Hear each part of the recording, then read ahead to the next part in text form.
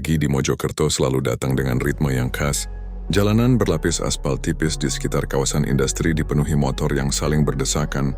Lampu-lampu toko perlahan meredup seiring matahari merayap naik. Di antara kepulan asap sarapan kaki lima, Alia Prameswari menenteng helm biru muda sambil merapikan rambut yang sedikit kusut. Keringat tipis menempel di pelipisnya, tapi senyum kecil tetap tersungging baginya. Hiruk-pikuk pagi adalah tanda kehidupan, sebuah awal baru yang selalu ia syukuri. Kos milik Busari, tempat Alia tinggal bersama kekasihnya Reno, berdiri di gang sempit tak jauh dari pabrik garmen tempatnya bekerja. Bangunannya sederhana, dinding bata cat krem yang mulai pudar, lantai semen dingin yang selalu disapu setiap pagi oleh pemiliknya yang ramah. Aroma masakan dapur bercampur bau detergen selalu menyambut siapapun yang melintas di koridor. Dari jendela kamarnya yang mungil, Alia dapat melihat atap-atap seng berderet seperti barisan perahu tua. Reno Wijaya, kekasihnya, masih terlelap ketika Alia beranjak menyiapkan sarapan. Pekerja pabrik percetakan itu baru pulang dini hari setelah lembur mencetak ribuan brosur untuk pesanan besar. Wajahnya tampak lelah, namun di sudut bibirnya ada senyum tipis. Sisa percakapan semalam ketika mereka merencanakan hari libur untuk pergi ke alun-alun kota. Alia menatap Reno sejenak, menyadari betapa pria itu selalu berusaha menepati janji kecil. Meski dikepung jadwal kerja yang melelahkan, setelah menyiapkan mie instan dan telur mata sapi, Alia duduk di meja kecil, menulis pesan singkat untuk Reno agar sarapan sebelum berangkat. Ia kemudian menyalakan motor metik kesayangannya dan melaju ke pabrik. Jalanan pagi terasa padat, namun Alia sudah terbiasa. Di sepanjang jalan, deretan warung kopi, bengkel, dan minimarket menandai denyut ekonomi kota industri ini. Mojokerto bukan kota besar, tapi semangat orang-orangnya memantulkan cahaya ambisi yang tak kalah dengan Surabaya. Di pabrik garmen, Alia disambut deru mesin jahit dan sapaan sahabatnya. Winda mereka sudah berteman sejak masa pelatihan. Winda suka bercanda, membuat suasana kerja yang kadang monoton menjadi hangat. Hari ini mereka duduk bersebelahan, tangan cekatan memotong kain dan menjahit pola. Di sela pekerjaan, mereka berbagi cerita tentang rencana liburan singkat ke pantai Pacitan, impian sederhana yang membuat Alia semakin bersemangat menabung. Menjelang siang, telepon Alia bergetar. Pesan dari Reno masuk, menanyakan kabar dan mengingatkan agar jangan lupa makan. Alia tersenyum. Dalam hubungan mereka, perhatian kecil seperti itu adalah hal berharga. Gaji pas-pasan tidak pernah menjadi penghalang untuk saling menjaga.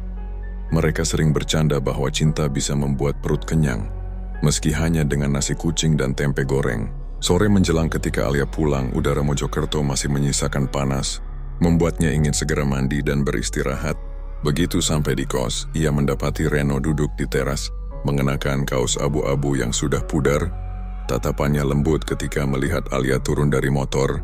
Mereka menghabiskan senja dengan berbincang ringan, menceritakan kejadian di pabrik masing-masing, menertawakan kelakuan teman kerja, dan berbagi mimpi tentang masa depan. 2 tahun lagi. Yes, kata Reno sambil menatap langit yang mulai memerah, kita bisa kumpulkan cukup uang buat resepsi sederhana. Nggak perlu mewah, yang penting keluarga kita hadir. Alia mengangguk, matanya berbinar. Aku nggak butuh pesta besar, Ren. Asal kita bisa punya rumah kecil, itu sudah cukup. Percakapan itu mengalir hangat. Seolah dunia luar hanya bayangan jauh, Busari, sang pemilik kos, sempat menghampiri mereka, menawarkan wedang jahe hangat. Perempuan paruh baya itu menyukai pasangan muda tersebut, menganggap mereka seperti anak sendiri. Ia bercerita tentang musim panen padi di desa asalnya, menambahkan warna keseharian yang sederhana namun penuh kehidupan. Malam turun pelan, lampu-lampu jalan mulai menyala, memantulkan kilau ke dinding kos yang lembab. Di kamar kecil mereka, Alia dan Reno menyiapkan makan malam sederhana. Tumis kangkung dan ikan asin. Mereka makan sambil menonton televisi tua yang hanya menampilkan 2 saluran lokal. Sesekali mereka saling melempar tawa, seolah tak ada beban berat yang menunggu di luar pintu. Di keheningan setelah makan, Alia menatap Reno yang tengah mencuci piring. Hatinya hangat. Baginya, kebahagiaan bukanlah mobil mewah atau apartemen di kota besar, melainkan momen-momen kecil yang mereka ciptakan setiap hari. Ia tak pernah membayangkan bahwa rutinitas sederhana ini kelak akan terguncang hebat. Saat itu yang ia tahu hanya satu. Hidup mereka mungkin sederhana, tapi dipenuhi cinta yang tulus di luar. Angin malam membawa aroma tanah basah, Kota industri Mojokerto meredup dalam kilau lampu jalan dan suara jauh kereta malam. Alia menutup jendela, memandang Reno sekali lagi, lalu memejamkan mata dengan senyum tipis. Malam itu, dunia mereka masih utuh, hangat damai, dan seolah akan bertahan selamanya. Malam itu, dunia mereka masih utuh, hangat damai, dan seolah akan bertahan selamanya. Namun, seperti angin yang tiba-tiba mengubah arah, keseharian yang sederhana itu perlahan digeser oleh sesuatu yang tak kasat mata. Keinginan baru yang merayap diam-diam di hati Alia. Keesokan paginya, ponsel Alia berbunyi sejak fajar. Grup pesan berdering Rio menampilkan foto-foto sahabatnya Winda bersama teman-teman lain di sebuah kafe baru di pusat kota Mojokerto. Kafe itu ramai diperbincangkan di media sosial. Lampu-lampu gantung yang artistik, latte art yang memanjakan mata, dan interior bergaya industrial yang cocok untuk swafoto. Alia menatap layar ponsel dengan mata yang masih mengantuk. Namun rasa ingin tahu mengalahkan kantuknya. Yang membayangkan dirinya duduk di sana, mengenakan gaun kasual, dengan ponsel yang memotret setiap sudut. Hari itu di pabrik, Winda tak henti menceritakan pengalaman nongkrong di kafe mahal tersebut. Kamu harus ikut, Li, tempatnya instagramable banget. Banyak spot foto yang keren, katanya sambil memamerkan video singkat di ponselnya. Alia hanya mengangguk, tapi dalam hatinya ada desir halus yang menuntut. Ia membayangkan mengenakan sepatu kets putih bersih dan tas tangan bermerek seperti yang dilihatnya di media sosial. Bayangan itu terus menari hingga mesin jahit berhenti berderu. Malamnya setelah kembali ke kos, Alia membuka aplikasi belanja daring. Ia menelusuri katalog sepatu, tas, dan jam tangan dengan harga yang sebelumnya tak pernah ia pikirkan. Jari-jarinya berhenti pada sebuah tas kecil berwarna krem dengan logo merek terkenal. Harganya setara setengah gajinya. Alia menutup ponsel dengan cepat, tapi bayangan tas itu tertinggal di pikirannya. Seperti lagu yang terus terngiang, Reno pulang larut dengan wajah lelah, membawa 2 bungkus nasi goreng. Hari ini pesanan banyak, ujarnya sambil menaruh bungkusan di meja. Alia menyambutnya dengan senyum, tapi pikirannya masih melayang ke kafe dan tas yang menggoda. Saat mereka makan, ia menceritakan ajakan Winda untuk nongkrong akhir pekan. Reno menatapnya sejenak, kemudian mengangguk. Kalau kamu mau ya silakan, tapi jangan keseringan ya. Kita kan lagi nabung, katanya lembut. Hari-hari berikutnya, undangan nongkrong semakin sering datang. Alia mulai terbiasa singgah di kafe setelah jam kerja, duduk berlama-lama sambil memotret minuman berlapis busa cantik. Reno tak pernah melarang, hanya mengingatkan agar jangan lupa menabung. Namun, diam-diam ia merasa ada jarak yang mulai terbentuk. Dulu Alia selalu pulang bersama, menyiapkan makan malam sederhana. Kini, ia lebih sering pulang larut dengan aroma kopi mahal menempel di bajunya. Gaya hidup teman-teman Winda menular dengan cepat. Mereka memamerkan gawai terbaru, lipstik impor, dan sepatu edisi terbatas. Alia yang awalnya hanya ikut nongkrong kini mulai mencatat barang-barang yang ingin ia miliki. Ia membuat daftar barang impian di catatan ponselnya. Tas bermerek, ponsel model baru, sepatu sneakers terkenal. Setiap kali melihat influencer di media sosial, daftar itu bertambah panjang. Reno merasakannya.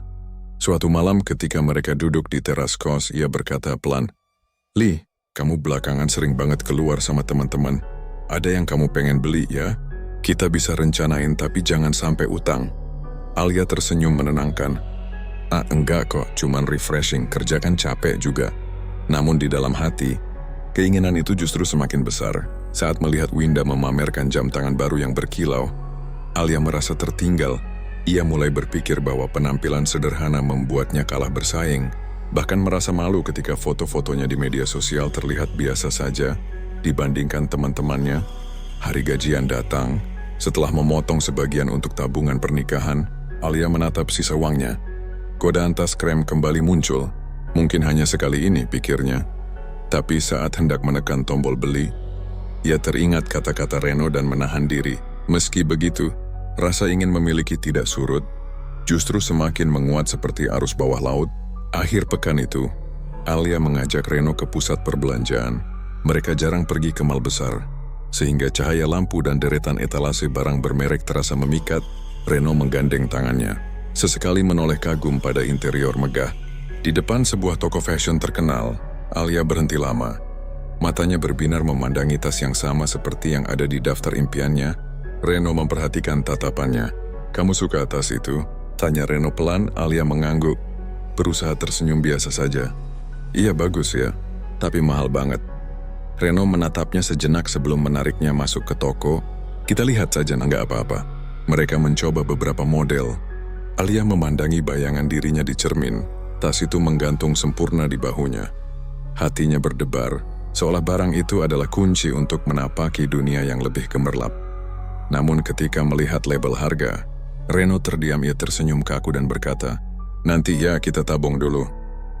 Sepanjang perjalanan pulang, Alia hanya diam. Di dalam hatinya, keinginan itu membesar, menembus dinding kesabaran. Reno menggenggam tangannya, mencoba mengembalikan suasana. "Kita pasti bisa beliin, Li, asal sabar," Alia mengangguk. Tapi matanya tetap memandang keluar jendela, mengikuti kilau lampu kota yang berlari di kejauhan. Malam kembali turun membawa hawa lembab Mojokerto. Namun di dalam hati Alia sudah tumbuh sesuatu yang tak mudah diredam. Godaan gaya hidup yang perlahan menyalakan api keinginan, menguji kesederhanaan yang selama ini menjadi fondasi cinta mereka. Dan di kamar kos yang sempit, sementara Reno terlelap setelah seharian bekerja, Alia menatap ponselnya yang memantulkan cahaya lembut. Jari-jarinya kembali membuka aplikasi belanja daring. Dan daftar impian yang semula hanya iseng kini terasa seperti janji yang harus ditepati. Jari-jarinya kembali membuka aplikasi belanja daring. Dan daftar impian yang semula hanya iseng kini terasa seperti janji yang harus ditepati. Dari sinilah hari-hari Alia perlahan berubah, membawa gelombang keinginan yang semakin sulit dibendung. Awalnya semua tampak wajar. Alia hanya menambahkan ponsel keluaran terbaru ke dalam daftar belanja. "Sekadar lihat-lihat," begitu katanya pada Winda saat makan siang di kantin pabrik. Namun setiap kali melihat teman-temannya memamerkan gawai baru dengan kamera canggih dan fitur mutakhir, rasa ingin memilikinya semakin menekan. Foto-foto yang mereka unggah di media sosial terlihat begitu tajam dan menawan, membuat ponsel lama Alia terasa ketinggalan zaman. Ketika ulang tahunnya mendekat, Alia mulai mengisyaratkan keinginannya kepada Reno dengan cara yang ia anggap halus. "Kamera ponselku sudah sering error, Ren," ucapnya suatu malam sambil memainkan gawai yang retak di sudut layarnya. "Kalau punya yang baru, foto-foto kita bisa lebih bagus." Reno hanya menatapnya, lalu mengangguk pelan. "Kita lihat nanti ya," jawabnya. Kata-kata itu terdengar samar, seperti menahan sesuatu yang tidak ingin diungkap. Reno sebenarnya sudah mulai gelisah. Gajinya di pabrik percetakan pas-pasan. Bahkan untuk kebutuhan bulanan kadang harus memutar otak. Namun cintanya pada Alia membuatnya berusaha menepati permintaan kecil itu. Diam-diam ia meminjam uang pada Arman, teman sekantornya, dengan janji mengembalikan setelah gaji berikutnya turun. Arman sempat heran, tetapi akhirnya meminjamkan uang itu. Karena mengenal Reno sebagai pekerja yang jujur. Beberapa malam sebelum ulang tahun Alia, Reno lembur hingga larut, mesin percetakan berdentum nyaring, aroma tinta memenuhi udara. Ia bekerja lebih keras dari biasanya, berharap lembur tambahan bisa menutup sebagian utang. Tubuhnya lelah, tetapi bayangan wajah Alia yang bahagia menerima hadiah ponsel baru membuatnya bertahan. Sementara itu, Alia semakin tenggelam dalam lingkaran pergaulan yang gemerlap. Winda dan teman-temannya kini rajin mengajak ke butik perhiasan atau toko sepatu bermerek. "Kalau punya gelang emas ini, cocok banget sama kulit kamu," ujar Winda sambil mencoba gelang di pergelangan tangan Alia. Mata Alia berkilat, membayangkan dirinya mengenakan perhiasan yang berkilau di bawah lampu kafe. Ketika Reno akhirnya menghadiahkan ponsel baru pada malam ulang tahunnya, Alia melonjak gembira. "Ren, ini mahal banget kan?" katanya dengan mata berbinar. Reno hanya tersenyum lelah. "Yang penting kamu senang," ucapnya sambil menahan kantuk. Alia memeluknya. Namun di balik kebahagiaan itu, hasratnya justru semakin tumbuh. Ponsel baru hanyalah permulaan. Beberapa minggu kemudian, Alia mulai menyinggung soal perhiasan emas. "Semua teman kerja sekarang punya gelang emas, Ren. Bagus buat tabungan juga." "Loh," ujarnya saat mereka makan malam. Reno terdiam. Pikiran tentang utang pada Arman yang belum lunas menghantuinya. Ia mengalihkan pembicaraan. Tetapi Alia terus mengulang topik itu setiap kali ada kesempatan. Pertengkaran kecil mulai muncul. "Kamu nggak pengen maju, Ren?" keluh Alia suatu malam ketika Reno menolak ide membeli gelang emas. "Kerja terus tapi hasilnya gitu-gitu saja. Lihat teman-teman kita, mereka bisa punya banyak hal karena berani." Reno menahan napas, mencoba menenangkan diri. "Aku kerja sekuat tenaga, Li. Kita sudah rencanain tabungan buat masa depan. Aku cuma nggak mau kita terjebak hutang. Namun kata-katanya tak sepenuhnya menenangkan Alia. Dalam hati, Alia mulai membandingkan Reno dengan para pria yang ia lihat di media sosial. Mereka yang bergaya rapi dan selalu bisa memanjakan pasangannya. Reno meski penuh kasih, terasa semakin jauh dari gambaran ideal itu. Hari-hari Reno menjadi semakin berat, ia menambah jam lembur, matanya sering merah karena kurang tidur. Arman beberapa kali menanyakan kapan utang akan dilunasi. Membuat Reno semakin tertekan di pabrik, ia menjadi pendiam, hanya fokus pada tumpukan pekerjaan. Rekan-rekannya mulai khawatir, tetapi Reno selalu menanggapi dengan senyum tipis. Alia, di sisi lain, terus larut dalam arus gaya hidup barunya. Ia kerap pulang larut setelah nongkrong, membawa cerita tentang diskon di butik atau tren perhiasan terbaru. Reno mencoba mengerti, tapi rasa lelah dan beban pikiran membuatnya sulit mendengarkan dengan sabar. Mereka masih saling mencintai, namun percakapan yang dulu hangat kini sering berujung diam yang canggung. Suatu malam setelah pulang lembur, Reno mendapati Alia tertidur di sofa dengan ponsel baru yang menyala. Layar menampilkan foto-foto kafe dan gelang emas yang diinginkannya. Reno menatap layar itu lama. Perasaan campur aduk antara sayang dan resah. Ia sadar bahwa kebutuhan mereka telah melampaui kemampuan yang ada, dan cinta saja mungkin tidak cukup untuk menahan arus keinginan yang terus membesar. Dalam keheningan kamar kos yang sempit, Reno menutup lampu dan duduk di tepi ranjang. Di luar, suara motor para penghuni kos lain terdengar samar. Hatinya penuh pertanyaan yang tak terjawab. Sampai kapan ia mampu memenuhi keinginan Alia? Dan sampai kapan Alia akan puas dengan apa yang mereka miliki sekarang? Ia menatap langit-langit yang kusam, mendengar napas Alia yang teratur dalam tidur. Rasa cinta dan lelah bercampur menjadi satu, menandai awal dari beban yang semakin berat. Beban yang diam-diam mengikis ketenangan hidup mereka yang dahulu sederhana. Rasa cinta dan lelah bercampur menjadi satu, menandai awal dari beban yang semakin berat. Beban yang diam-diam mengikis ketenangan hidup mereka yang dahulu sederhana.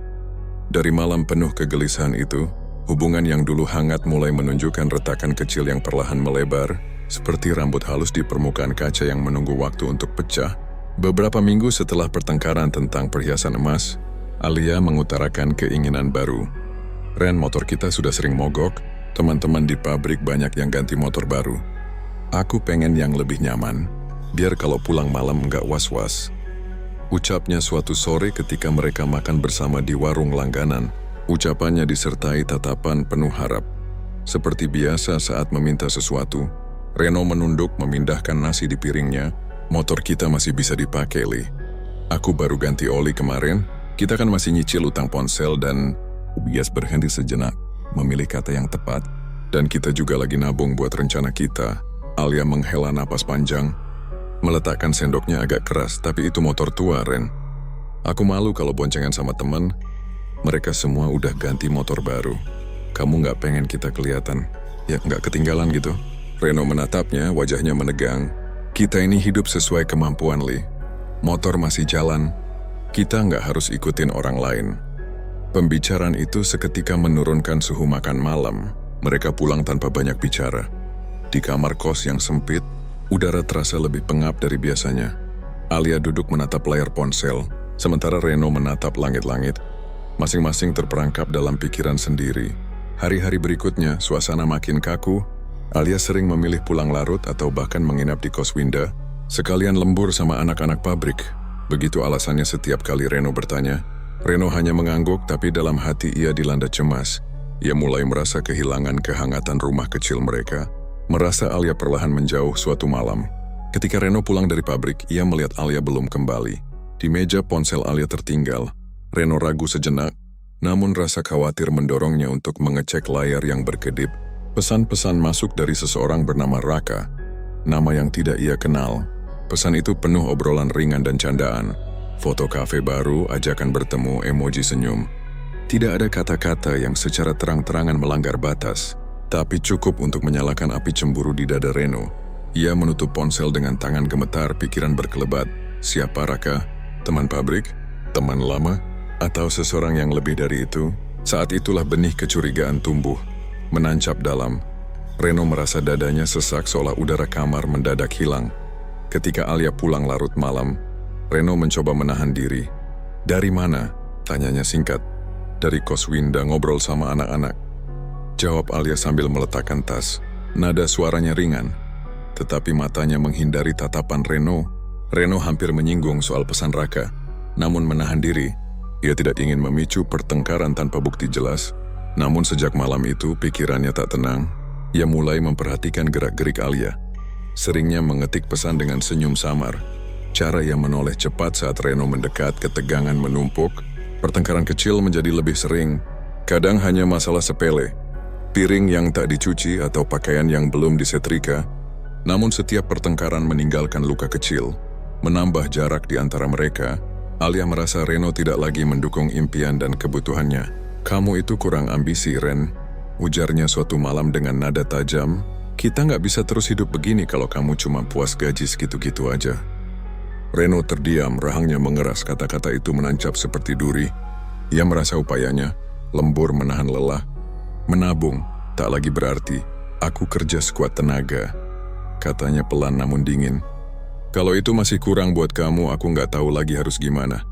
Alia menghela napas panjang, lalu mengambil jaketnya. "Aku butuh udara," katanya singkat sebelum keluar. Reno hanya bisa menatap pintu yang menutup dengan suara keras. Malam itu, ia duduk sendirian di kamar, mendengar suara motor menjauh, merasa kesepian yang menyesakan. Hari-hari berikutnya, Alia makin sering menginap di kos Winda. Reno mencoba menghubungi, tetapi sering mendapat jawaban singkat. Sementara itu, pesan dari Raka terus berdatangan di ponsel Alia yang kadang tertinggal di kamar. Reno membacanya diam-diam. Setiap kata menambah bara amarah. Tidak ada kalimat mesra, tapi canda dan perhatian Raka terasa akrab. Cemburu dan rasa takut kehilangan bercampur menjadi satu. Reno yang dulu sabar mulai berubah pendiam dan murung. Di pabrik rekan-rekannya melihatnya bekerja tanpa semangat, matanya sayu. Tangannya kadang gemetar saat mengangkat kertas cetak. Malam-malamnya dihabiskan dalam lamunan panjang, memikirkan apakah Alia masih mencintainya, atau apakah semua yang mereka bangun perlahan hancur. Suatu malam, Reno menunggu di teras kos hingga lewat tengah malam. Ketika Alia akhirnya pulang, mereka nyaris tidak bertukar sapa, hanya desau angin dan suara jangkrik yang menemani. Reno ingin bertanya, ingin menumpahkan semua kecemasan dan kemarahan yang menyesakkan dadanya. Namun kata-kata seakan terperangkap dalam gelap. Ia menatap sosok Alia yang melewati pintu tanpa menoleh. Cinta yang dulu menghangatkan kini terasa seperti beban, dan amarah yang ia pendam menekan dada seperti batu besar. Malam itu, Reno menyadari bahwa hubungan mereka tak lagi sama. Retakan yang dulu nyaris tak terlihat kini membelah dengan jelas. Menunggu saat untuk benar-benar pecah. Retakan yang dulu nyaris tak terlihat kini membelah dengan jelas. Menunggu saat untuk benar-benar pecah. Dari malam dingin penuh kebisuan itu, Reno dan Alia seperti dua orang asing yang kebetulan tinggal di ruangan yang sama. Masing-masing tenggelam dalam kekecewaan dan kecurigaan. Hari itu Mojokerto diliputi udara panas yang menyengat. Matahari seperti enggan tenggelam, menumpahkan terik yang membuat dinding kos milik Busari terasa menyala. Reno pulang lebih awal dari pabrik percetakan. Tubuhnya lelah dan kepalanya berdenyut akibat lembur berturut-turut. Keringat menempel di tengkuk, dan kausnya basah menahan panas yang tidak bersahabat. Di dalam kamar, kipas angin kecil hanya berputar pelan, menebar hawa panas yang sama sekali tak menyejukkan. Alia sudah menunggu, duduk di tepi ranjang dengan ponsel di tangan. Wajahnya berseri aneh, campuran antusias dan ketegangan. "Ren, aku mau ngomong," katanya, nada suaranya seperti menyimpan rencana besar. Reno meletakkan helmnya di lantai. "Apalagi, Li? Aku capek banget, bisa nanti aja." "Enggak, ini penting," jawab Alia cepat, yang menegakkan tubuh. "Teman-teman mau liburan ke Bali minggu depan, kita juga harus ikut. Mereka udah booking villa, tinggal patungan biaya. Aku butuh uang buat DP sekarang." Biar kebagian tempat, Reno menatapnya lama, tak percaya pada apa yang baru didengar. "Liburan? Li, kita bahkan belum bayar utang motor sama ponsel. Uang tabungan juga baru sedikit, kita udah bahas ini berkali-kali." Alia menggigit bibir. "Semua orang ikut, Ren, masa kita enggak? Sekali-kali aja. Aku juga capek kerja terus, aku butuh refreshing." Reno menahan napas, mencoba tetap tenang. "Aku paham kamu capek, aku juga. Tapi liburan itu, sekarang bukan waktunya. Kita harus mikirin yang penting dulu." Tatapan Alia mengeras. "Kenapa sih kamu pelit banget? Teman-teman cowok aja lebih royal sama pacarnya. Kamu tuh kayak nggak pernah mikirin kebahagiaan aku." Kata-kata itu menusuk. Reno merasa dadanya mengeras, seperti ada sesuatu yang mendesak keluar. Aku mikirin kita, Lee, kita. Bukan cuma kesenangan sesaat, aku kerja lembur tiap malam buat kita. Alia mendengus, lalu berdiri. Kerja lembur tapi apa? Hidup kita gitu-gitu aja. Kamu nggak punya ambisi, orang lain udah punya motor baru, rumah cicilan kita. Ngekos sempit terus kamu nggak malu. Ucapan itu seperti bensin disiram ke bara yang sudah lama membara. Reno merasakan panas di wajahnya. Napasnya memburu. Aku nggak malu sama hidup jujur. Suaranya meninggi memantul di dinding sempit. Yang harusnya malu itu orang yang nggak bisa puas yang cuma mikirin belanja dan pamer. Alia memutar bola mata, sikapnya menantang. Oh, jadi aku matre? Begitu maksudmu? Reno melangkah mendekat, menahan diri agar tak berteriak lebih keras. Aku nggak tahan kalau kamu terus begini, Lee. Aku kerja mati-matian, tapi kamu kerja mati-matian tapi miskin, Ren. Potong Alia tajam. Kamu nggak akan pernah bisa kasih aku hidup yang layak. Kata-kata itu memicu sesuatu yang selama ini bersembunyi di dalam diri Reno. Amarah yang menumpuk dari setiap lembur, setiap tatapan sinis, setiap pesan dari pria asing di ponsel Alia. Suara di kepalanya meledak. Cukup. Ia meraih lengan Alia tanpa sadar. Mencengkeramnya. Jangan ngomong begitu. Suaranya serak. Alia berusaha melepaskan diri. Lepas, Ren, sakit. Ia mendorong dada Reno dengan kasar. Dorongan itu seperti cambuk. Reno terhuyung, lalu matanya gelap. Semua suara lenyap kecuali detak jantung yang memekakan telinga. Ia tak lagi merasakan panas ruangan. Hanya gelombang emosi yang mendidih. Dalam sepersekian detik Reno menepis nalar. Tangannya bergerak sendiri, mendorong Alia ke dinding. Benturan keras terdengar, diikuti teriakan Alia yang memantul di dinding kamar kos. Pukulan pertama mendarat, ia bahkan tak ingat kapan meninju. Alia menjerit mencoba menangkis, tapi kemarahan Reno sudah tak bisa dihentikan. Suara benda pecah, mungkin gelas di meja, terdengar samar. Alia meronta, namun tenaga Reno jauh lebih besar. Satu dorongan lagi membuatnya tersungkur, kepalanya membentur sudut lemari kayu. Dentuman itu sunyi sesaat, diikuti isakan tercekik. Reno berdiri terengah, tatapannya kabur darah. Setetes pertama menodai lantai keramik pucat. Alia terkulai, napasnya pendek-pendek, mata terbuka setengah. Menatap Reno dengan pandangan tak percaya. Reno membeku, detik-detik terasa melar. Lee, suaranya bergetar. Ia berlutut, mengguncang bahu Alia. Lee, bangun, aku enggak. Tidak ada jawaban, hanya sunyi yang menelan. Reno memeriksa denyut nadi di pergelangan tangan Alia, tetapi tak merasakan apa-apa. Dunia seakan berhenti. Suara kipas angin yang menderu pelan terdengar seperti raungan jauh. Tubuh Reno gemetar hebat. Keringat bercampur darah di tangannya. Pikiran kacau berputar, kecelakaan. Hanya kecelakaan. Tapi matanya menatap noda merah yang semakin meluas di lantai. Dan kenyataan menamparnya. Ia telah melampaui batas yang tak bisa ditarik kembali. Panik meluap, Reno berdiri, melangkah mundur, menabrak kursi hingga jatuh berdebam. Nafasnya tak beraturan, dadanya naik turun cepat. Bayangan di dinding, bayangan tubuhnya sendiri. Terlihat seperti sosok lain yang menatapnya dengan tuduhan.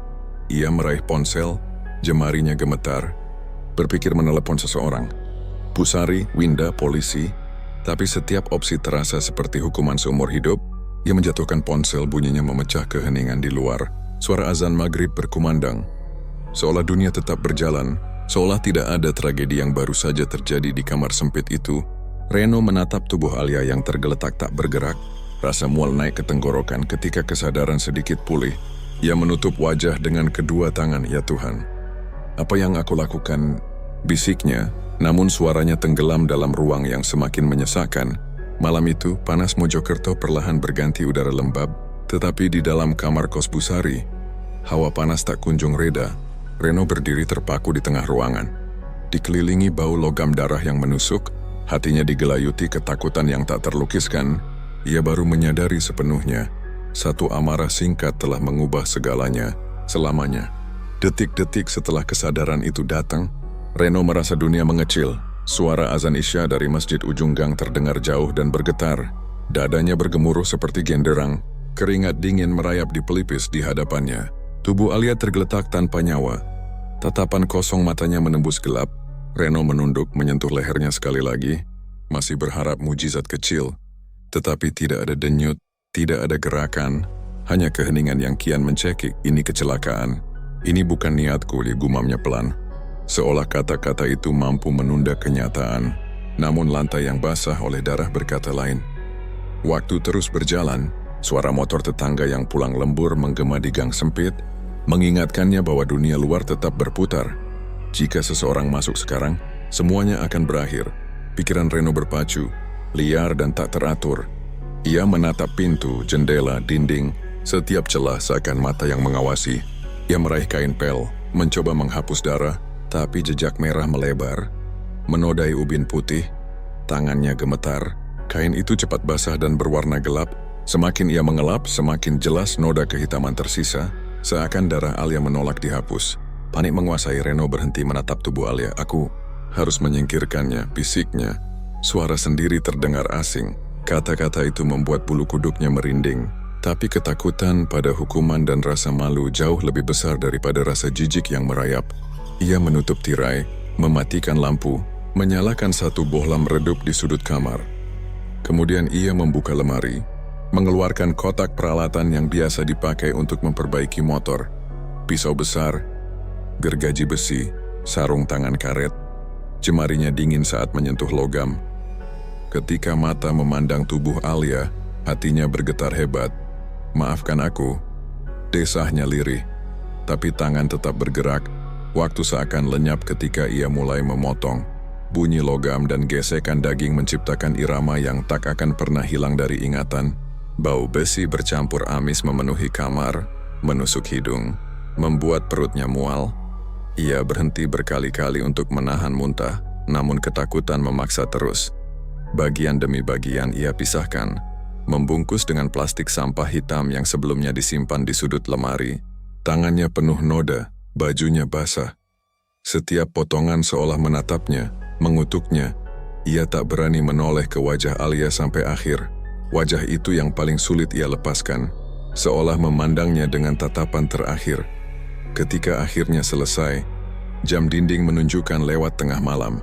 Reno menatap plastik-plastik hitam itu dengan pandangan kosong. Dunia seolah suram dan sunyi, hanya detak jantungnya yang terdengar. Ia tahu harus bertindak cepat. Dengan napas terengah, ia memasukkan sebagian bungkusan ke dalam karung bekas beras, menutupnya rapat dengan tali. Bagian lain ia letakkan di lemari kayu. Kunci gembok dipasang erat. Untuk sementara, katanya pada dirinya sendiri, suaranya pecah. Hanya sementara. Sekitar pukul 2 dini hari, Reno mendorong motornya keluar gang agar tak menimbulkan suara bising. Angin malam menusuk kulit, namun keringat dingin tetap mengalir. Karung berisi sebagian potongan tubuh Alia, diikat di jok motor, ditutupi kain terpal. Setiap langkah menuju hutan pacet terasa seperti 1000 kilometer. Jalanan sepi, hanya suara ranting dan serangga menemani. Di tikungan gelap, Reno berulang kali menoleh, yakin ada yang mengikutinya. Bayangan pepohonan seperti sosok manusia. Setiap kali lampu motor menyorot bayangan, jantungnya berdetak tak karuan. Sesampainya di tepi jurang kecil yang jarang dilalui orang, ia berhenti. Kabut tipis menutup pandangan, menciptakan suasana seperti mimpi buruk. Reno membuka karung, menatap sejenak bungkusan hitam yang dingin. Ia menggigit bibir, menahan teriakan yang hampir pecah. Lalu, dengan sisa tenaga, ia mendorong karung itu ke tebing. Suara benda jatuh ke dasar lembah yang gelap terdengar seperti gemuruh yang menandai akhir segalanya. Ia berdiri lama, menatap jurang yang menelan dosanya. Angin malam berdesir, membawa aroma tanah basah. Reno menelan ludah, berharap semua itu berakhir di sini. Tapi di dadanya, kegelisahan justru semakin menggumpal. Perjalanan pulang seperti mimpi buruk. Setiap cahaya lampu jalan seperti tatapan mata. Setiap suara anjing menyalak membuatnya terkejut. Sesampai di kos, jam menunjukkan hampir pukul 4. Tubuhnya gemetar, baju dan tangan berbau tanah dan darah. Reno langsung membersihkan kamar. Ia mempel karpet, mengepel lantai berkali-kali, hingga ubin hampir kehilangan kilau. Noda darah yang membandel ia tutupi dengan larutan pembersih yang tajam. Namun bau amis tetap samar menempel di dinding di udara. Ia membuka jendela sedikit, berharap angin membawa pergi aroma mengerikan itu. Sisa potongan yang disimpan di lemari ia kunci rapat, menaruh gembok baru. Bau menyengat merayap pelan, tapi ia menutupinya dengan wewangian ruangan dan pakaian kotor. Lemari itu menjadi rahasia yang membara, sebuah lubang hitam di tengah kehidupannya. Ketika matahari pertama menembus tirai, Reno duduk di sudut kamar, punggung menempel ke dinding. Wajahnya pucat, mata merah, napas berat, dunia luar mulai bergerak lagi. Suara ayam berkokok, motor pedagang sayur, tawa anak-anak berangkat sekolah. Semua terdengar jauh, seperti dari dunia lain. Ia menatap lemari yang terkunci, lalu menatap tangannya sendiri yang masih bergetar. Tidak ada yang akan tahu, bisiknya pelan. Meski dalam hatinya suara lain menjawab, "Kau tak bisa lari dari ini." Sepanjang hari, Reno berpura-pura seperti biasa. Ia menyapa Busari singkat, mengatakan Alia sedang ke rumah teman. Di pabrik, ia bekerja seperti mesin, berusaha menghapus bayangan semalam. Namun setiap kilatan pisau pemotong kertas, setiap noda tinta merah, mengingatkannya pada darah yang masih tercium samar di ujung kukunya. Malamnya, ketika kembali ke kos, suasana kamar terasa berbeda, lebih dingin, lebih berat. Bayangan lemari terlihat lebih pekat, seolah menatapnya. Ia memalingkan muka, menyalakan televisi untuk menipu sunyi, tetapi pikiran tetap terperangkap. Dalam sepi yang mencekam, Reno mulai menyadari bahwa sekalipun darah Alia sudah disembunyikan, dosanya tak pernah benar-benar terkubur. Dalam sepi yang mencekam, Reno mulai menyadari bahwa sekalipun darah Alia sudah disembunyikan, dosanya tak pernah benar-benar terkubur. Setiap kali menatap lemari yang terkunci rapat, ia merasakan seperti ada tatapan balik dari dalam sana, dingin dan penuh tuduhan. 3 hari telah berlalu sejak malam mengerikan itu. Mojokerto tetap bergerak seperti biasa. Deru pabrik di siang hari, aroma tempe goreng dari warung ujung gang, suara klakson yang bersahut-sahutan di jalanan. Namun bagi Reno, waktu tidak lagi terasa sama. Ia hidup di antara detik-detik yang panjang dan sunyi. Setiap jam membawa kecemasan baru. Di pabrik percetakan, Reno berusaha bertingkah seperti karyawan biasa. Ia tersenyum kaku ketika rekan kerja menyapanya, menunduk lebih lama di depan mesin cetak untuk menghindari percakapan. "Kamu kelihatan pucat, Ren," komentar seorang rekan. Reno hanya beralasan kurang tidur, menutup kebohongan dengan tawa singkat yang tak meyakinkan. Sementara itu, laporan orang hilang mulai beredar. Winda, sahabat dekat Alia, datang ke kos pada hari ketiga. Reno sedang menyapu halaman ketika Winda muncul dengan wajah cemas. "Ren, kamu tahu Alia kemana?" 3 hari dia nggak kasih kabar, ponselnya mati. "Aku udah tanya teman-teman pabrik, nggak ada yang lihat," ucap Winda tergesa-gesa. Reno menelan ludah, berusaha menampilkan raut terkejut. "Serius, Win? Aku pikir dia masih di kos kamu, katanya mau nginep beberapa malam." Suaranya terdengar datar bahkan bagi dirinya sendiri, tapi Winda tampak terlalu cemas untuk mencurigai. "Enggak, dia cuma semalam di tempatku. Setelah itu, hilang," kata Winda. "Aku mau lapor polisi." Reno mengangguk pelan, pura-pura khawatir. "Ya Tuhan, semoga dia baik-baik aja. Aku juga khawatir." Percakapan singkat itu membuat keringat dingin menetes di punggungnya. Setelah Winda pergi, Reno kembali ke kamarnya dengan jantung berdetak kencang. Di dalam, udara terasa lebih pengap daripada biasanya, seperti ada lapisan berat yang menggantung di setiap sudut. Hari berganti malam, dan gang kos mulai sepi. Busari, pemilik kos, mengetuk pintu Reno ketika ia sedang menyalakan televisi untuk mengusir sunyi. "Reno, kamu cium bau aneh nggak? Dari kamar kamu kayaknya," tanya Busari dengan alis berkerut. Reno tersentak, buru-buru menurunkan volume TV. "Bau? Mungkin sampah. Bu, saya tadi lupa buang." Busari mengendus pelan, "Baunya kayak bangkai, tolong dicek ya, jangan sampai ada tikus mati." "Baik Bu, saya bersihin sekarang," jawab Reno tergesa, menutup pintu dengan dada berdegup. Bau, ia memang sudah menutupi lemari dengan wewangian. Tapi cuaca lembab membuat aroma busuk menembus apapun. Malam itu Reno membersihkan kamar berkali-kali, menyalakan dupa dan semprotan ruangan, namun bau tetap samar, menyelinap di sela udara seperti bisikan yang tak mau pergi. Tak hanya bau, gangguan lain mulai muncul. Ketika lampu dimatikan, aroma parfum Alia tiba-tiba tercium. parfum manis yang selalu dipakai setiap kali mereka keluar bersama. Reno terhenyak, menoleh ke seluruh ruangan. Tidak ada siapa-siapa, hanya lemari yang berdiri diam. Bayangannya memanjang di lantai. Beberapa kali saat tengah malam ia mendengar suara langkah pelan di lantai ubin. Tok, tok, tok. Seperti langkah kaki tanpa alas. Reno memegang napas, menajamkan telinga. Suara itu berhenti setiap kali ia menyalakan lampu, hanya meninggalkan keheningan yang membuat kulitnya merinding. Suatu dini hari ketika ia setengah tertidur, bunyi bergetar datang dari arah lemari. Pelan, tapi jelas. Pintu kayu seperti diketuk dari dalam. Duk, duk, duk. 3 kali. Lalu hening Reno melonjak menatap lemari yang gemboknya berkilat dalam temaram. Jantungnya seperti meledak, ia mendekat perlahan menempelkan telinga ke pintu kayu. Tidak ada apa-apa, hanya detak jantungnya sendiri yang bergema. Cuma imajinasi, bisiknya pada diri sendiri. Tapi ketika ia berbalik, dentuman kecil terdengar lagi. Kali ini seperti sesuatu yang menggesek, seolah ada yang berusaha keluar. Reno mundur, hampir jatuh. Ia menyalakan televisi lebih keras, memaksa dirinya duduk di sudut kamar sambil menutup telinga.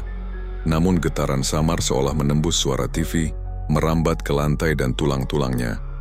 Keesokan harinya kabar dari Winda datang lagi. Polisi sudah menerima laporan orang hilang.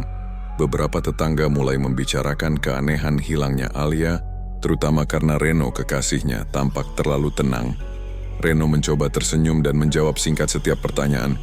Namun matanya sulit menatap balik tatapan orang. Sore itu, Busari kembali mengeluh. Reno, baunya makin parah. Kamu yakin bukan dari kamarmu? Reno mengangguk cepat. Saya sudah cari Bu, mungkin saluran air. Busari mengerutkan kening. Besok saya panggil tukang. Kalau dari kamarmu, tolong jaga kebersihan ya. Setelah Busari pergi, Reno mengunci pintu dan menatap lemari lagi. Kali ini bayangan di sekitarnya tampak lebih gelap, seperti bergerak samar. Ia menelan ludah, merasakan hawa dingin meski udara Mojokerto masih hangat. Malam turun, membawa ketakutan baru.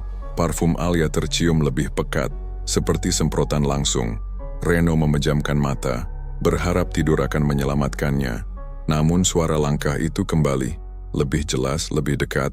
Lalu bisikan lembut, hampir tak terdengar. Reno. Ia membuka mata lebar-lebar. Dadanya sesak, ruangan kosong, lemari tetap tertutup rapat, namun bisikan itu bergema di kepala, membuatnya gemetar hebat. Dalam kegelapan yang kian pekat, Reno menyadari bahwa meski ia berhasil menipu polisi dan tetangga, jejak Alia tidak akan pernah hilang. Bau, suara, dan bayangan adalah peringatan. Dosanya telah meninggalkan tanda yang tak bisa ia hapus. Dan mungkin sesuatu atau seseorang telah mulai menuntut balas. Bisikan itu terus bergema di kepala Reno, sama seperti malam sebelumnya. Seolah suara Alia menempel di udara dan menolak pergi. Reno, suara yang tak mungkin ia dengar lagi. Namun terasa begitu nyata hingga bulu kuduknya berdiri. Ia menatap lemari yang tertutup rapat, jantung berdegup liar, menyadari bahwa keheningan yang mengikutinya kini telah berubah menjadi ancaman yang hidup. Keesokan paginya, Reno bangun dengan mata merah dan wajah pucat. Tidur hanya datang dalam potongan singkat, penuh mimpi buruk yang membuatnya terbangun berkeringat. Saat ia menatap cermin kecil di sudut kamar untuk merapikan diri sebelum berangkat ke pabrik, sesuatu membuatnya terpaku. Bayangan di cermin tidak bergerak serentak dengan dirinya. Tubuhnya memang sama, tetapi di belakangnya, di dalam pantulan, terdapat sosok lain. Rambut panjang tergerai, wajah samar namun jelas menampakkan tatapan mata yang ia kenal betul. Alia. Reno memejamkan mata dan menggeleng keras. Ketika dibuka kembali, pantulan itu menghilang. Hanya wajahnya sendiri yang menatap balik, pucat dan basah oleh keringat dingin. Aku cuma kurang tidur, gumamnya mencoba menenangkan diri. Namun kegelisahan itu menempel seperti bayangan, tak mau lepas. Di pabrik percetakan, keadaannya semakin buruk. Mesin cetak yang berderu seakan memekakkan telinga. Namun di sela-sela kebisingan itu, Reno mendengar bisikan pelan. Reno mengaku. Suaranya mirip Alia, menembus bising logam dan kertas. Reno menoleh cepat ke sekeliling. Rekan-rekannya sibuk bekerja, tak seorang pun memperhatikannya. Ia memijit pelipis, merasa dunia seperti menutup rapat di sekitarnya. Jam istirahat, ia duduk sendirian di pojok kantin. Secangkir kopi hitam di tangannya bergetar, membuat percikan kecil di meja. Bayangan di lantai seolah menari meskipun tak ada angin. Reno menunduk, dan untuk sesaat ia melihat bentuk rambut panjang yang bergerak pelan di bawah meja, seperti seseorang merayap dari bawah. Ia hampir terjatuh ketika berdiri mendadak, membuat kursi terlempar. Beberapa teman melirik aneh, tapi Reno hanya berkilas sedang pusing. Ia meninggalkan kantin dengan langkah terburu-buru. Sepulang kerja, rumah kos terasa lebih dingin daripada biasanya. Senja belum sepenuhnya turun, tetapi lampu di kamar berkedip-kedip.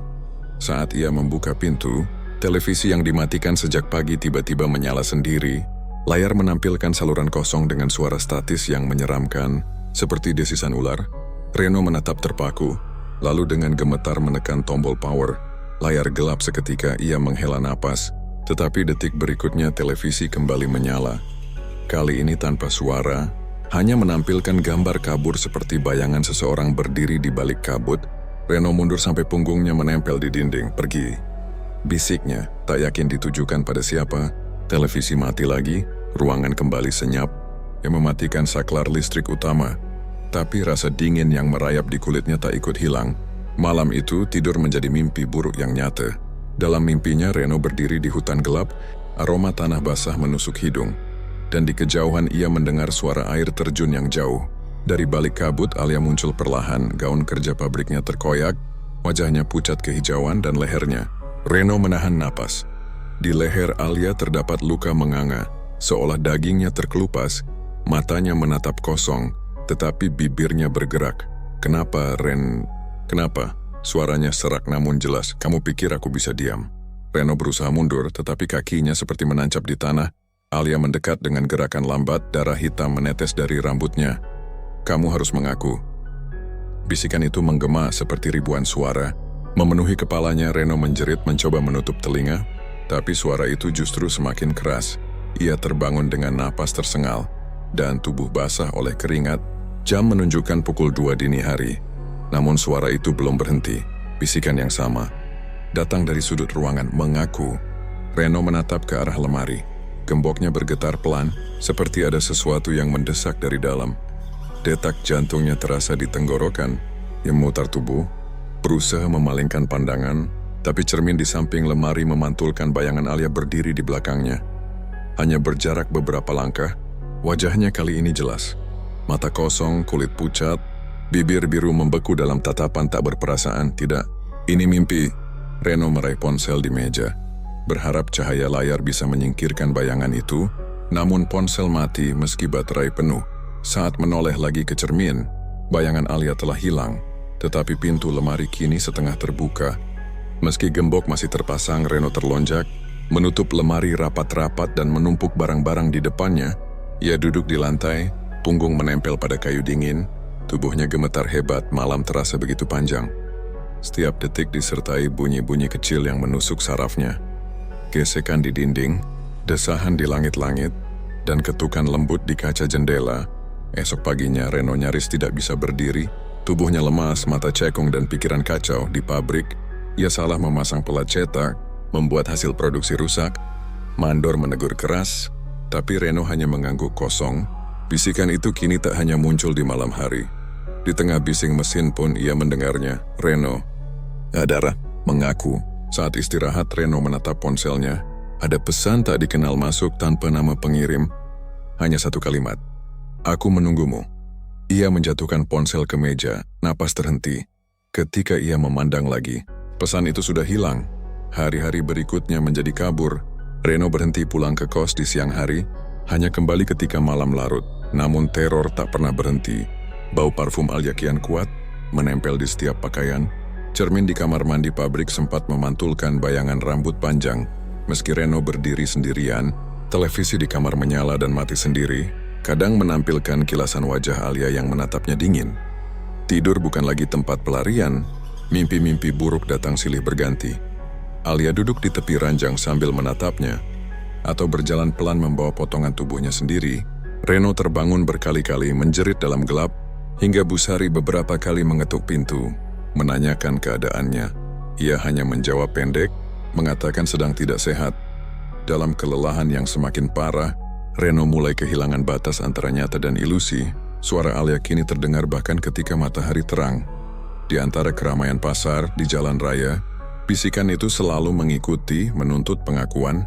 Setiap bayangan panjang di trotoar mengingatkannya pada sosok yang telah ia bunuh. Pada suatu malam yang penuh ketakutan, Reno berdiri di depan cermin lagi, matanya merah, wajahnya pucat nyaris tak berdarah. Ia berbisik pada bayangannya sendiri, aku tidak bisa lagi. Namun yang menjawab bukanlah dirinya, melainkan suara lembut Alia dari balik pantulan. Sudah saatnya, Reno, kau tak bisa lari. Reno menutup wajah dengan kedua tangan, menyadari bahwa apapun yang menghantuinya kini, tak hanya sekadar rasa bersalah, sesuatu dari bayang-bayang telah bangkit, menuntut balas, dan ia tak punya tempat untuk bersembunyi. Sudah saatnya Reno, kau tak bisa lari. Kata-kata yang terdengar dari cermin semalam masih bergema ketika Reno terhuyung meninggalkan kamar kos keesokan paginya. Setiap langkah terasa berat, seolah lantai menahan pergerakannya. Pagi yang biasanya ramai kini tampak seperti dunia lain. Suara ayam tetangga terdengar jauh. Warna langit memudar. Ia menatap sekeliling dengan mata merah, menanti bisikan berikutnya yang entah datang dari mana. Di pabrik percetakan, tatapan rekan kerja menjadi bukti betapa ia telah berubah. Reno sering berhenti di tengah pekerjaan, menoleh cepat ke sudut-sudut ruangan, lalu berbisik pelan seolah menanggapi seseorang. Reno ngomong sama siapa sih? Bisik Arman kepada teman lain. Kayak orang ngobrol sama bayangan. Reno mendengar bisikan itu namun tak peduli. Ia lebih sibuk menatap bayangan merah samar yang kerap melintas di sudut matanya.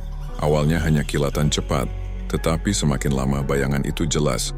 Sekelebat merah darah, bergerak lincah di antara mesin-mesin percetakan yang berdentum. Setiap kali ia menoleh, hanya tumpukan kertas yang diam. Ketika jam istirahat tiba, Reno memilih duduk di sudut gudang. Ruangan lembab, bau tinta menusuk hidung. Ia menunduk, menutup telinga, berusaha menyingkirkan suara yang makin riuh. Suara Alia yang kini terdengar seperti datang dari segala arah. Kau pikir bisa menghapusku? Bisikan itu menggulung, bercampur tawa lirih yang membuat kulitnya merinding. Arman mendekat pelan. Bro, lo sakit? Mukamu pucat banget, katanya khawatir. Reno menatapnya dengan mata kosong lalu berbisik. Dia, di sini. Arman mundur setengah langkah. Bingung? Sebelum sempat bertanya lagi, Reno sudah berdiri dan pergi, meninggalkan sisa makan siangnya yang tak tersentuh. Perjalanan pulang terasa seperti mimpi buruk yang tak berujung. Setiap bayangan lampu jalan memantul di aspal basah, membentuk warna merah yang bergerak-gerak. Reno beberapa kali menoleh cepat, yakin ada sosok yang mengikuti. Tapi jalanan kosong. Di kaca spion motor ia sempat melihat kilasan wajah Alia yang berlumur darah. Duduk di jok belakang, jantungnya nyaris berhenti. Ia menepikan motor dengan napas terengah. Ketika menoleh, tentu saja tak ada siapa-siapa. Sampai di kos, suasana yang menunggunya lebih menyeramkan. Udara kamar pengap dan dingin tak wajar, seperti ada kabut tak terlihat. Reno menyalakan lampu, dan matanya langsung tertuju pada lantai di dekat lemari. Di sana bercak merah gelap muncul lagi darah. Padahal ia sudah membersihkan berkali-kali, bahkan menuang cairan pembersih terkuat. Namun noda itu terus kembali, semakin tebal seolah keluar dari celah ubin. Bau besi yang amis menusuk hidung, membuat perutnya mual. Ia meraih kain pel, tangannya gemetar saat menggosok lantai. Hilang, gumamnya berulang-ulang. Tapi setiap kali ia menyeka, bercak itu hanya memudar sebentar lalu muncul lagi, seperti luka yang menolak sembuh. Keringat dingin mengalir di pelipis, bercampur dengan rasa panik yang menyesakkan dada. Ketika ia berdiri, gembok lemari bergetar hebat, mengeluarkan dentuman logam berulang-ulang. Reno terlonjak mundur. Lemari itu bergetar seolah ada sesuatu yang ingin keluar. Suara kayu berderak, seperti kuku yang menggaruk dari dalam. Tidak. Reno menahan napas, punggung menempel ke dinding, detak jantungnya menggedor telinga. Dari balik getaran itu suara Alia terdengar jelas, bukan lagi bisikan samar. Bukalah Reno. Suara itu dalam, serak dan penuh kemarahan. Gembok bergetar semakin keras. Seakan siap terlepas, Reno menekan kedua telinga, berteriak agar suara itu hilang. Namun percuma, lampu kamar mulai berkedip, cahayanya menari liar. Bayangan di dinding menampilkan sosok perempuan dengan rambut tergerai, berdiri tegak tepat di belakang lemari. Reno menutup mata, berusaha meyakinkan diri ini hanya ilusi. Namun suara itu kembali lebih dekat. Aku tahu kau mendengar. Dalam kepanikan, Reno meraih martil dari bawah tempat tidur. Benda yang dulu ia pakai untuk memperbaiki rak. Ia menodongkannya ke lemari yang terus bergetar. "Diam, pergi!" teriaknya, suaranya pecah. Tapi lemari justru semakin berguncang. Kayu menjerit seolah akan pecah kapan saja. Suara langkah kaki terdengar di lorong kos, membuat Reno tersadar. Busari mungkin mendengar keributan. Ia segera menahan napas, menurunkan martil, dan mencoba menenangkan diri. Getaran lemari mereda perlahan, seperti makhluk di dalamnya mundur ke kegelapan. Ketukan pelan di pintu membuatnya hampir menjerit. "Reno, kamu baik-baik saja?" Suara Busari terdengar cemas. Reno menelan ludah, memaksa suaranya tenang. Iya bu, cuma jatuh barang." Hening sejenak, lalu Busari menjawab, "Kalau butuh apa-apa bilang ya, kosong ini hawanya aneh." Langkahnya menjauh. Reno menunggu sampai benar-benar sepi, kemudian duduk di lantai dengan tubuh lemas. Tangannya masih mencengkeram martil, gemetar tanpa henti. Ia menatap lemari yang kini diam, namun bayangan Alia tetap terasa mengawasinya. Udara kamar kembali dingin, membuat napasnya terlihat seperti asap tipis. Waktu merayap lambat malam berikutnya, ketakutan itu hanya bertambah. Di pabrik, Reno memecahkan gelas air karena tangannya bergetar tanpa sebab. Rekan-rekan kerja mulai menjauh, berbisik-bisik soal keanehannya. Arman menatapnya prihatin. "Lo butuh istirahat, Ren, mungkin ke dokter." Reno hanya menanggapi dengan tatapan kosong. Setiap perjalanan pulang menjadi siksaan. Bayangan merah kini seolah mengikuti di setiap sudut, menari di balik lampu jalan. Kadang ia mendengar langkah kaki di belakangnya, cepat dan berat, namun ketika menoleh, hanya ada angin malam di kamar. Mimpi buruk kembali. Ia melihat Alia berdiri di sudut ruangan, wajahnya setengah hancur, kulitnya basah darah. "Reno," suara itu menggema, lebih nyata dari sebelumnya. Reno berlari dalam mimpinya, namun tak pernah bisa keluar dari kamar yang sama. Ketika terbangun, ia mendapati bercak darah baru di lantai. Meski semalam ia sudah membersihkan hingga berulang kali. Hari demi hari, akal sehatnya terkikis. Reno tak lagi bisa membedakan antara dunia nyata dan bayangan. Bisikan Alia, bayangan merah, darah yang tak pernah hilang, semuanya membentuk lingkaran teror yang menutup jalan keluar. Ia merasakan dinding kamar kos semakin menekan, seolah ruang itu menyusut, memaksanya mengaku pada sesuatu yang tak ia pahami sepenuhnya.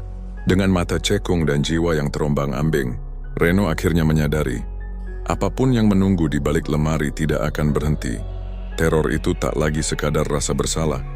Ia telah menjadi bagian dari hidupnya, menelan kewarasan sedikit demi sedikit. Dan malam yang akan datang ia tahu, mungkin akan menjadi malam ketika bayangan itu akhirnya menuntut seluruh dirinya. Kenyataan yang menakutkan itu datang bersamaan dengan dunia luar yang mulai menutup lingkaran di sekitarnya. Pagi itu, suara ketukan keras di pintu kos mengejutkannya dari tidur penuh mimpi buruk.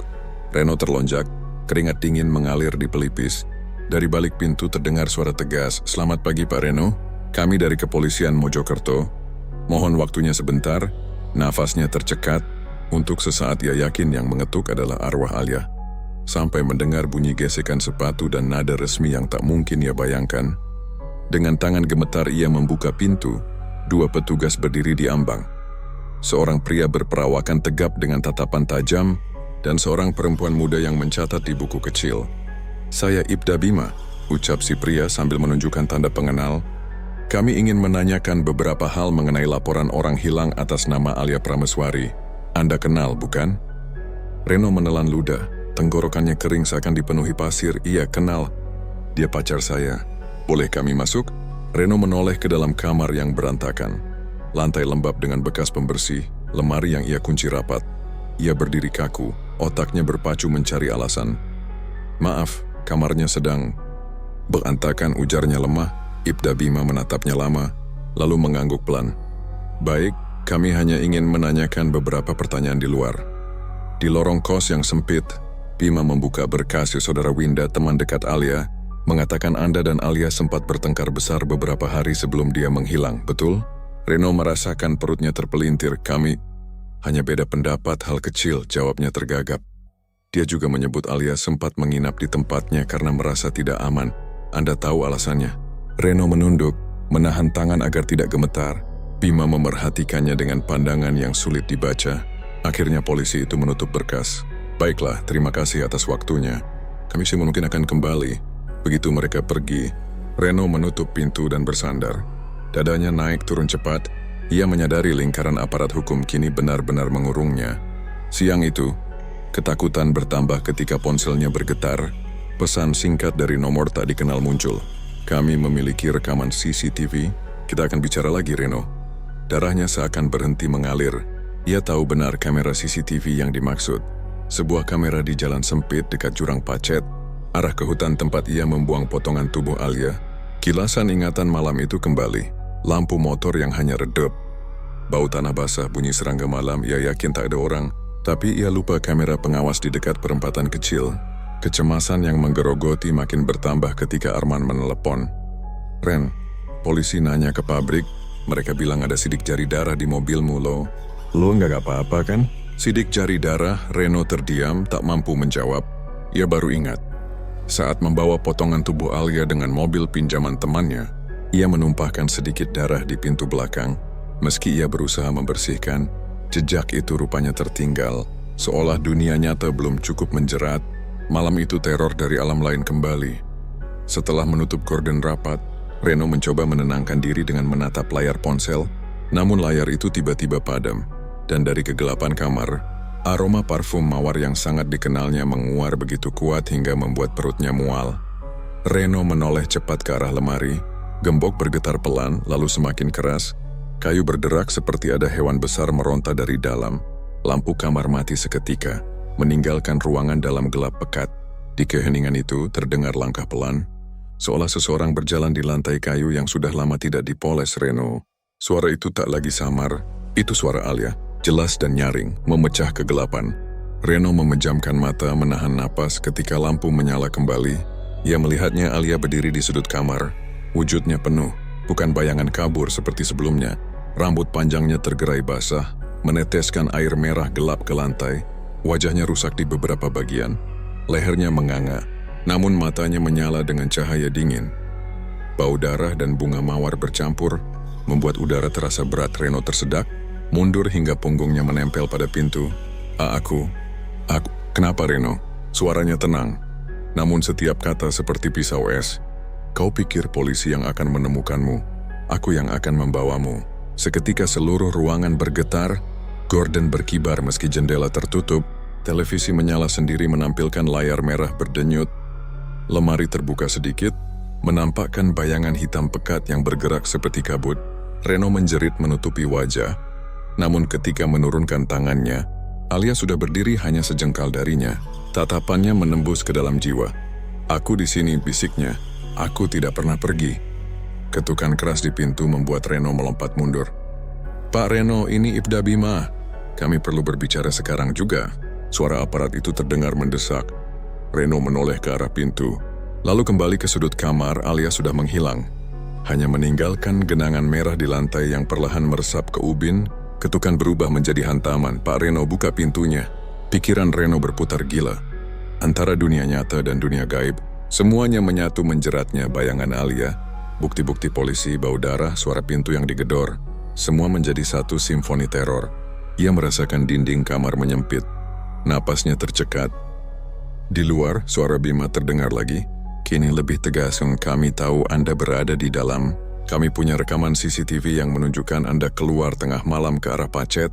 Kami hanya ingin bicara, tapi tolong buka pintu.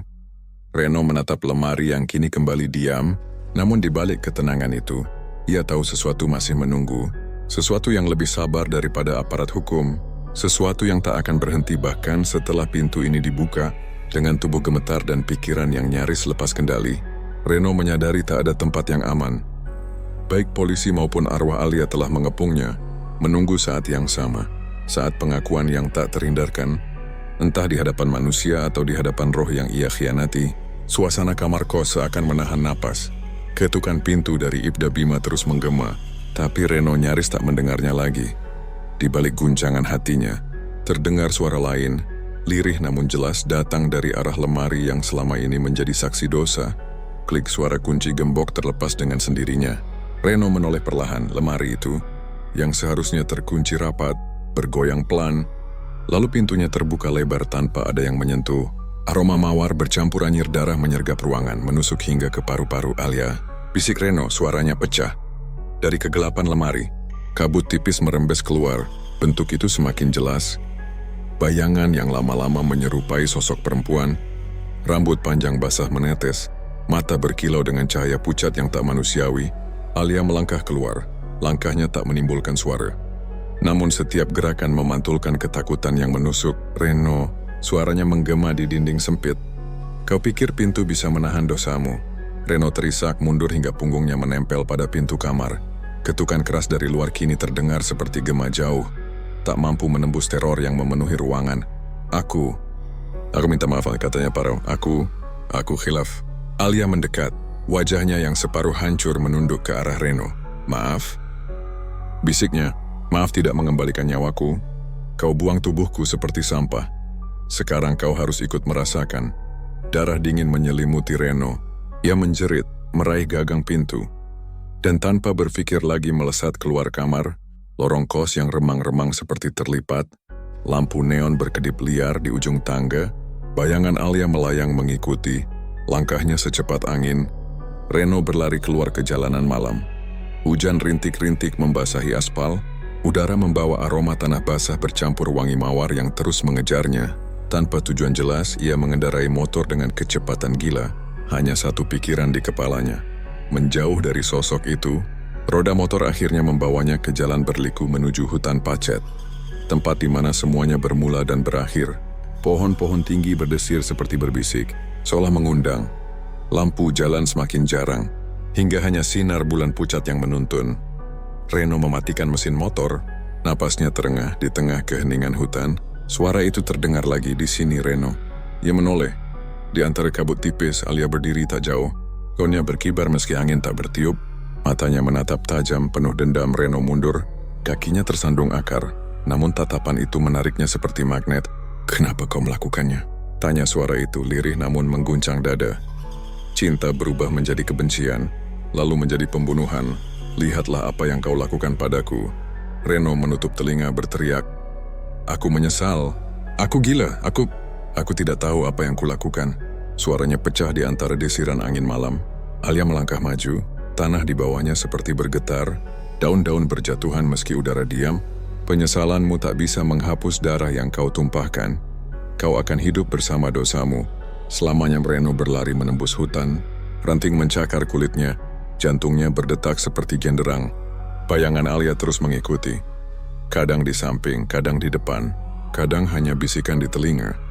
Hingga akhirnya kakinya tak sanggup lagi.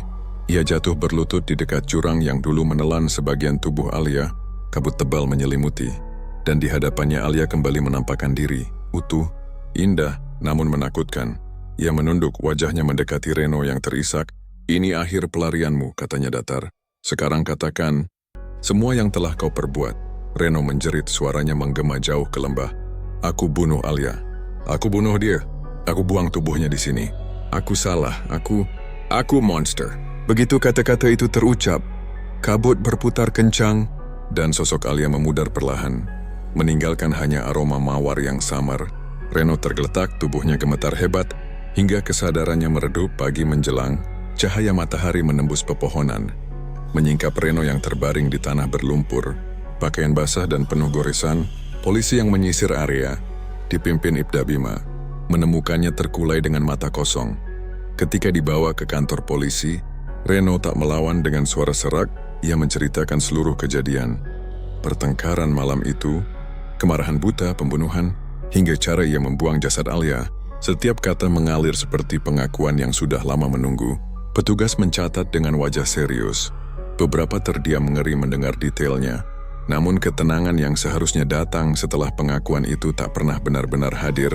Malam pertama di sel penjara, Reno berbaring di ranjang besi yang dingin. Lampu koridor meredup. Ia memejamkan mata, berharap mimpi akan memberinya istirahat. Tapi tak lama kemudian, aroma mawar kembali memenuhi ruang sempit itu, tajam. Menusuk bercampur bau besi jeruji Reno. Bisikan itu terdengar. Begitu dekat seolah berasal dari dalam kepalanya. Ia membuka mata. Di sudut sel, bayangan samar berbentuk perempuan berdiri diam. Rambutnya melayang lembut, matanya menatap lurus ke arah Reno. Sekali berkedip, bayangan itu lenyap, namun suara lirihnya masih bergema. Aku belum selesai. Reno menutup wajah dengan kedua tangan. Tubuhnya bergetar tak terkendali. Ia tahu pengakuannya tidak menghentikan apapun. Arwah Alia tidak mencari keadilan hukum. Ia menuntut lebih dari itu. Balas dendam yang melampaui dunia. Di balik jeruji besi, Reno sadar hukuman penjara hanyalah awal. Dosa yang ia pikul akan menemaninya, seperti bayangan yang tak pernah bisa dipisahkan, hingga napas terakhir. Dan mungkin jauh setelah itu,